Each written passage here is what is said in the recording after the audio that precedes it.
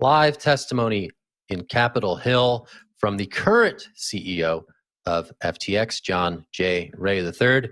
There it is in that little picture-in-picture box. It's still going on right now. They're hearing from the current CEO and his telling of what is going on with Sam Bankman-Fried's collapsed crypto empire. Now, we'll get to that and more in a bit. Let's hear a clip from John J. Ray III in response to Congressman Frank Lucas from Oklahoma asking about how the FTX debacle compares to some of the past projects that John Ray has worked on. Even in the most failed companies, you have a fair roadmap of what happened. We're dealing with literally a sort of a paperless bankruptcy in terms of how they created this company. It makes it very difficult to trace and track assets, and particularly, as I've said, in the crypto world. It's really unprecedented in terms of the lack of documentation. And J.J. Ray III famously presided over Enron's bankruptcy and has been through this rodeo before. So a lot of telling detail being shared here in this U.S. House committee hearing. Lots to go on here. I'm going to toss it to Jen for her initial thoughts. Yeah, I think that John J. Ray III has been really brutally honest this morning, and I don't think he's slammed on crypto at all. I think he's been very transparent about what he's found in the last 4 weeks as CEO of FTX, and he's been really real in calling it good old-fashioned embezzlement. On the other side of the coin, we see government officials really taking a slam at crypto, and I think that we could have expected this. A lot of mentions of money laundering and what kind of regulation could have stopped this. And, listening to the testimony this morning, listening to the questions from regulators, my initial reaction is we know that a lot of the things that have happened at FTX were illegal. We know that Sam Bankman-Fried has been arrested for the illegal things that have gone on. And so this questioning, what kind of regulation do we need to stop it, I think may take us in the wrong direction, but it was something that we definitely expected and we've spoken about a lot on the show. Will, I think I saw your hand go up. Yeah, the testimony this morning is definitely of interest, but I want to go back a few hours to what happened last night, which was the news that Sam Bankman-Fried had been arrested in the Bahamas after the Southern District of New York had put an extradition against him, and they were looking to get him out of the Bahamas and into a United States courtrooms. The Bahamas is currently holding him. He was arrested again last night, which caught a lot of people off guard.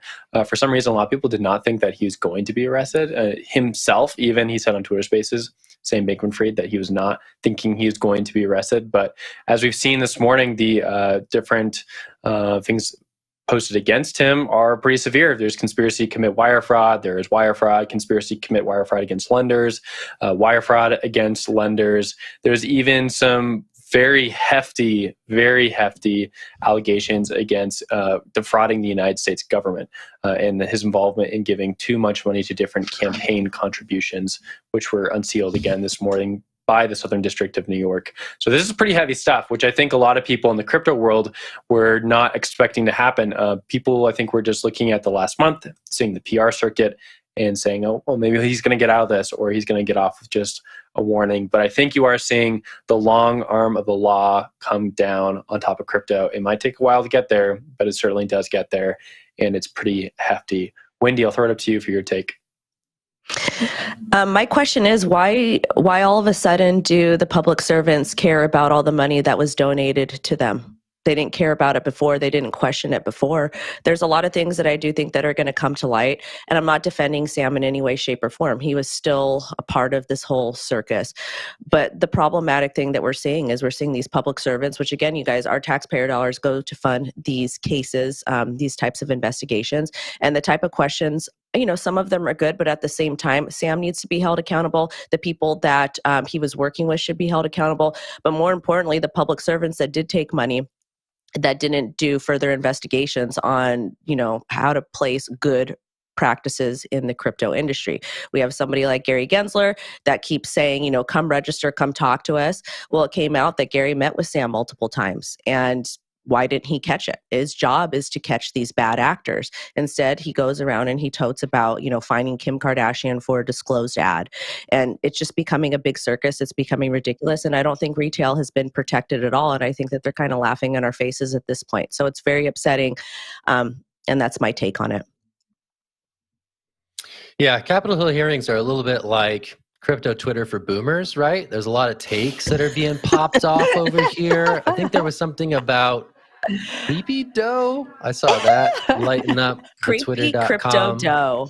There we go. Creepy crypto dough. I missed that one, but that was definitely lighten up the Twitter commentariat. So there's definitely a lot of grandstanding in hearings like this, but really the main attraction here is John J. Ray III laying out what he knows to be true. Now, interesting to note that Bahamian regulators are out here saying that he's misrepresenting some of the facts, and the regulators down in the Bahamas are seeking to clear their name as it relates to some of these public statements made by the new CEO of FTX. This is unfolding as we speak. These are pronouncements that are being made from the Bahamas. Going to be interesting to see if the Bahamas can come back from this, right? As a crypto hub. They wanted to be a crypto destination. They housed FTX, Alameda, other crypto firms as well were brought down there by the lure of friendly regulation. If they can come back and sort of maintain their image as upstanding actors within the regulatory sphere globally, I think that's an open question. And we're seeing a bit of that turf war that we saw earlier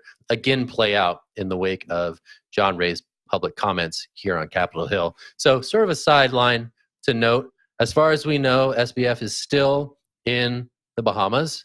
He's in custody in the Bahamas. He's yet to be extradited. There was a bit of news saying that he would not waive his right to an extradition hearing. So we'll see how that goes. Will, last thoughts on this one before we change gears?